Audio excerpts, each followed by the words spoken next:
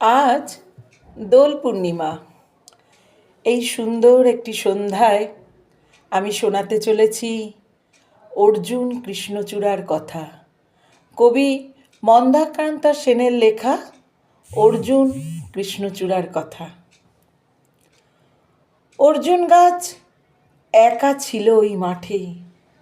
আর্যপুরুষ আভিজাত্যের দম্ভ নতজানু হলো সব গাছ তার কাছে। এইটুকু শুধু আরম্ভ কাহিনীর। কোথা থেকে এলো কৃষ্ণচূড়ার বীজ? যুবতী হলো সে কয়েক বছর পরে।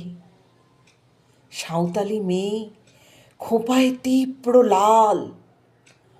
অর্জুন তাকে চাইল আপন করে। নতজানু হবে এমন মেয়ে সে নয়। বসন্তে সে তো একাই নিজেই সাজে। আর্যপুরুষে আসক্তি নেই তার, ব্যস্ত আছে সে ফুল ফোটানোর কাজে।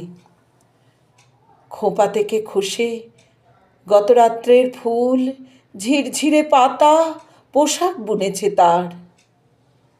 অর্জুন সে যে আর্যপুরুষ, ভাবে সব সুন্দরে তার একার অধিকার। অর্জুন গাছ চেয়ে দেখে দূর থেকে কৃষ্ণচূড়ার হৃদয় ঝরছে রোজ।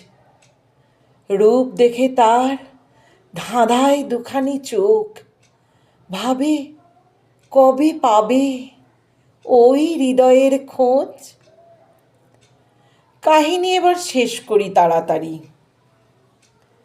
কৃষ্ণচূড়ার জেদখানি বড় বেশি। অভিমান সেও বিকাবে না কারো কাছে, বরঞ্চ বন্ধু হবে বা প্রতিবেশী। যদিও কাহিনী এমন সহজ নয়। অর্জুন শুধু বাকল ঝরেছে ঝড়ে। সাঁওতালি মেয়ে রক্ত ঝরাতে জানে। আর্যপুরুষ হার মানে অন্তরে। পরের জন্মে অর্জুন গাছ হয়ে কৃষ্ণচূড়াকে বন্ধুর মতো দেখো। আমাকে চিনতে ভুল করো না হে রিজু। রক্ত ঝরালে বাকল খসিয়ে ডেকো।